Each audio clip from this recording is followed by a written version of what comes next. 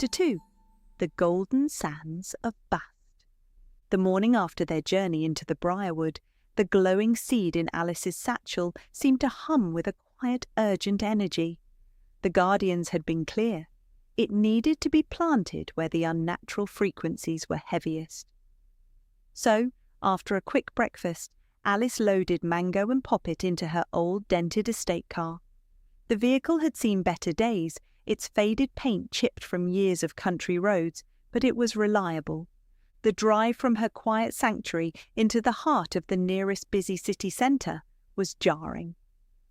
As they crept into the dense gridlock of traffic, the peaceful rustle of ancient oaks was entirely swallowed by blaring horns, the squeal of brakes, and the thick, suffocating buzz of thousands of phones, Wi-Fi routers, and invisible signals intersecting in the air.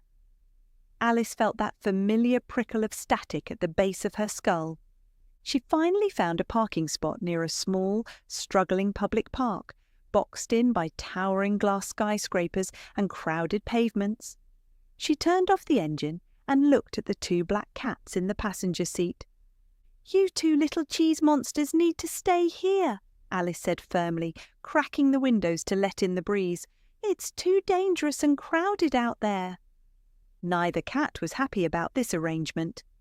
Mango let out a sharp, offended chirp, his tail giving an angry thwack against the upholstery, while Poppet flattened his ears and offered a low, grumbling yowl, glaring at her through the glass as she locked the doors. Ignoring their protests, Alice hurried into the park. The park and the city were places she had enjoyed when she was younger, but now she saw them as places to avoid. The area had changed, and not for the better. Even the park, which was once full of life and the sound of children playing, had turned into an empty, sad place. A person smiling was a rare sight these days. Whenever she had to visit the city, going back home to the cottage always felt like such a relief. Surrounded by the blur of rushing commuters and the heavy scent of exhaust fumes, she found an old oak tree whose roots were desperately clinging to a patch of dry soil. Kneeling in the dirt, shielding her actions with her satchel, she dug a small hole and gently placed the glowing seed inside. The moment she covered it with earth, a profound, silent wave of cool energy rippled outward beneath her palms. For a split second, the chaotic hum of the city seemed to soften, anchored by the ancient magic now buried in its heart. Her task was done. Alice and the cats, Mango and Poppet, had shared a special bond from their first meeting at the farm, but driving back to the cottage that afternoon, she realized their lives had irrevocably changed. Unknown to her, their adventures would become legendary, and the cat's ability to interact with the veil and find portals to different realms was nothing short of magical. Yet oddly enough, the week after they returned from planting the seed in the park was entirely normal. The chaotic static of the outside world felt miles away. The cat seemed perfectly content playing in the overgrown garden, batting at cabbage-white butterflies, and lazing for hours in the warm afternoon sunshine atop the rosemary bushes. There were no glowing blue lines, no rippling air, and no telepathic warnings. Just the quiet, cosy peace of home. Then, one night, as Alice lay asleep in her cosy bed, the quiet was broken. She found herself swept into a strange and wondrous dream. It was so vivid, so rich with sensory detail, that it felt infinitely more real than her waking life. She was no longer in the cool, damp greenery of briarwood. Instead, a hot, dry wind brushed against her skin, carrying the rich, intoxicating scents of myrrh, frankincense, and sun-baked stone. When she opened her dream eyes, she was standing beneath a blazing golden sun. Towering monuments of carved sandstone reached up into a flawless sapphire sky, their pillars painted with vibrant ancient hieroglyphs. But it wasn't the monumental architecture that took her breath away. It was the reverence of the people around her. Men and women dressed in fine white linens were kneeling on the sun-warmed paving stones, bowing their heads in deep respect. Alice followed their gaze up a set of wide stone steps. Sitting atop a polished obsidian pedestal, flanked by bowls of fresh cream and burning incense, were two familiar black cats. They wore wide, magnificent collars of beaten gold and glittering lapis lazuli. It was Mango and Poppet, and in this sun-drenched ancient realm, they weren't just pets or magical guides. They were being worshipped as gods. Alice gasped, her eyes flying open. The heavy scent of myrrh vanished, instantly replaced by the cool, familiar smell of lavender in her bedroom. It was the middle of the night, but the room wasn't entirely dark. A strange, pulsating azure light was spilling from behind her floral curtains. Throwing the duvet aside, she padded blearily across the floor and pulled the fabric back. Mango and Poppet were sitting side by side on the windowsill, staring intently out into the back garden. They were glowing. The beautiful, intricate blue lines and geometric shapes that marked their magic were fully illuminated across their dark coats, casting a soft, starry light against the glass.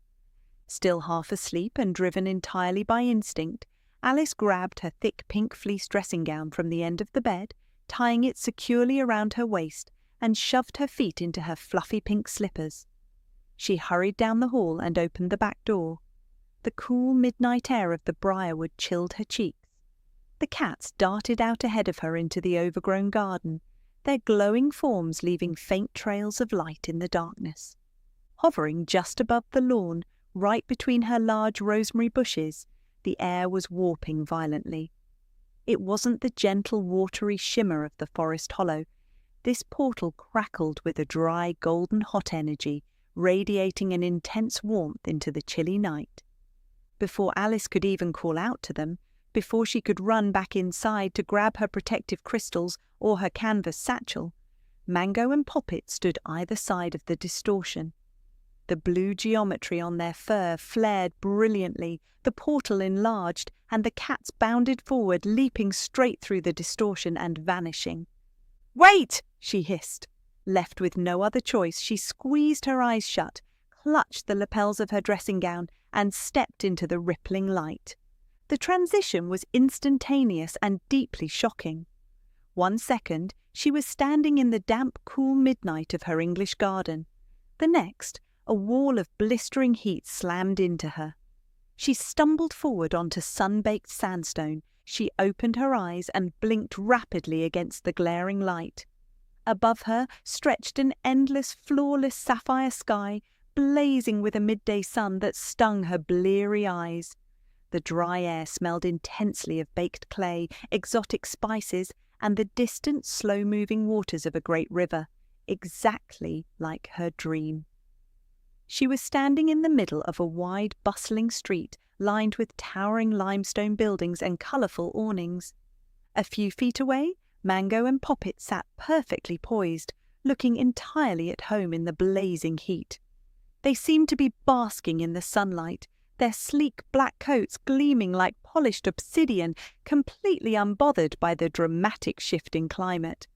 The same could not be said for the locals. The bustling street had ground to an absolute stunned halt.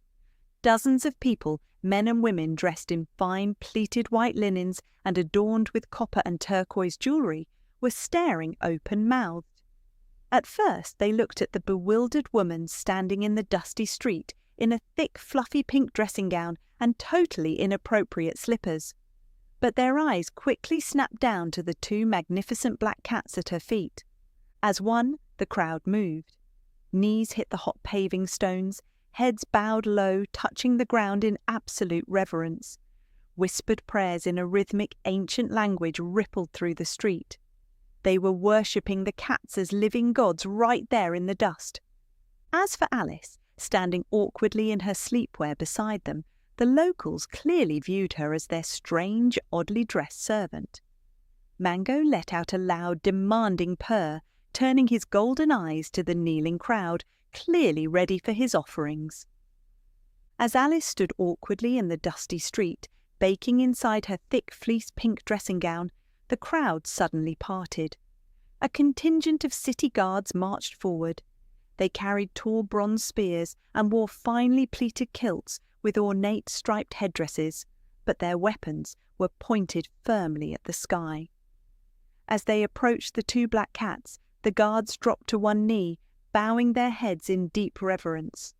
The captain of the guard spoke, his voice booming and rhythmic, gesturing with an open palm toward a massive, white-pillared palace at the end of the avenue. Alice didn't understand a single syllable of the ancient language, but she could guess from his expectant look that they were being summoned. "Tell him we are pleased by his devotion, and we will follow." Alice jumped, nearly tripping over her fluffy pink slippers. She spun around looking for the source of the voice. It hadn't come through her ears. It had echoed directly inside the centre of her mind. The voice was smooth, highly dignified, and incredibly smug. She stared down at Mango. The cat looked back at her, his golden eyes unblinking, his tail twitching lazily in the dust. "Yes, it's me," Mango's voice echoed in her head again, accompanied by a mental image of a deeply amused sigh. "The ambient energy in this realm is much stronger than your world. It makes translation quite effortless. Not that we couldn't communicate with you back home. We can do so with anyone we have a positive connection with. We just choose not to. Until now. We have work to do here. Now do stop gaping. You are embarrassing us in front of our worshippers." "You can talk," Alice whispered aloud, her eyes wide. "I am communicating, yes," Mango corrected, stepping forward to brush against Poppet, who was currently sitting tall and looking as majestic as a carved statue. "And I suggest you play along. The captain is offering to escort us to the city's ruler. I shall translate for you, but you must realize they do not think very highly of you." "What do you mean?" Alice muttered, pulling her thick dressing gown tighter around her sweating shoulders. "Well, look at yourself," Mango projected, his mental tone practically purring with amusement. "They believe Poppet and I are divine shadows sent from the heavens. You, on the other hand, are clearly our humble, somewhat simple-minded mortal servant. Your fluffy pink footwear is not doing much to prove otherwise." Alice's jaw dropped, but before she could argue, the guards stood and gestured for them to follow. Mango and Poppet trotted forward with absolute regal confidence, their tails held high, leaving Alice to trudge behind them in her sweaty pyjamas. They were escorted up the grand, sweeping steps of the palace and into a massive open-air throne room cooled by the breeze of the nearby river. Sitting on a gilded chair was the city's leader, a stern-faced man dripping in gold collars and turquoise bracelets. As the cats approached, he stood and bowed respectfully, speaking in a rapid, flowing cadence. "He welcomes the divine ones," Mango translated in Alice's mind, "and he asks what pleases us and why we have brought a servant dressed in the skin of a diseased pink sheep." Alice felt her face flush hot beneath the Egyptian sun. She needed to respond, but since she was supposed to be the servant speaking on behalf of the gods, she panicked. Relying entirely on Mango's translation and her own awkwardness, she resorted to communicating with the powerful ruler as if he were a toddler who didn't quite understand English. "Good. Kitties, very hungry," she said, patting her belly. "We eat now?" The ruler blinked, looking utterly bewildered. He exchanged a glance with his guards. Alice could hear Mango mentally laughing, a sound like a vibrating rhythmic purr echoing in her skull. The leader nodded slowly, offering Alice a look of profound pity, clearly convinced that the divine cats had taken pity on a very sweet but incredibly stupid mortal woman. He clapped his hands, shouting a series of orders. "Excellent work," Mango noted dryly. "He has ordered a grand banquet in our honour, and he has requested his handmaidens bathe you and find you something less offensive to wear." Alice was immediately whisked away by a group of gentle, giggling women. It was a relief to finally strip off the heavy fleece gown and the stifling slippers. She was bathed in cool water scented with lotus flowers and myrrh, her hair brushed out and oiled. When they were finished, Alice looked entirely different. She was dressed in a stunning sheer sheath of pleated white linen that breathed beautifully in the desert heat. Around her neck, the handmaidens fastened a wide, heavy collar of beaten gold, inlaid with glittering lapis lazuli and carnelian, with matching cuffs for her wrists. When she was finally led into the grand banquet hall, her breath caught in her throat. The room was lit by hundreds of oil lamps, casting a warm, flickering glow over tables piled high with roasted meats, fresh figs, pomegranates, and warm breads. Musicians played softly on stringed instruments in the corner, but the true centre of attention was at the very head of the colossal table. There, resting on plush silk-tasselled cushions upon a raised dais, sat Mango and Poppet. They were living their absolute best lives. Attendants were carefully feeding them pieces of perfectly roasted quail and offering them shallow golden bowls of fresh sweet cream and fresh cool water. Poppet was accepting chin scratches from a high priestess with stoic grace, while Mango surveyed his new kingdom with bright, greedy eyes. Alice was guided to a small, respectable stool just below their dais, the perfect spot for a humble servant to eat while keeping an eye on her divine masters. "Try the fish," Mango's voice echoed in her head as he lazily chewed on a piece of quail. "It's exceptionally fresh." Alice couldn't help but laugh, reaching for a goblet of sweet wine. The Briarwood had been a place of ancient, serious magic, but as she watched her 2 farm cats being hand-fed by ancient nobility, she realized this new adventure was going to be entirely different. The banquet had been an overwhelming blur of roasted meats, pulsing music, and an endless stream of sweet, heavily spiced wine. Some time after her 3rd goblet, Alice found herself swaying slightly as she attempted to mime "thank you" to a deeply confused high priestess. Recognizing her servant's exhaustion, the city's ruler had graciously ordered Alice to be escorted to her quarters. Now she lay back on an impossibly soft, ornate bed draped in crisp white linen sheets. Her head was spinning just a bit. Staring up at the painted lotus flowers on the ceiling, Alice couldn't help but marvel at how wildly her life had changed in a single week. She had gone from grinding yarrow in a damp English cottage to wearing beaten gold in a sun-drenched ancient palace. Groaning softly, she pushed herself up from the linens and padded barefoot across the cool, tiled floor to the open balcony. The view outside snatched the breath from her lungs. Below her stretched a magnificent, sprawling garden of date palms, flowering pomegranate trees, and winding geometric pools of water that sparkled under the moonlight. The gentle splash of ornate fountains filled the quiet night. Further out, beyond the lush green ribbon of the river, lay the endless pale dunes of the desert, glowing like silver under a sky thick with unfamiliar constellations. A cool, dry breeze drifted off the water, brushing against her heated skin and clearing the wine fog from her mind. With clarity came a sudden sharp jolt of panic.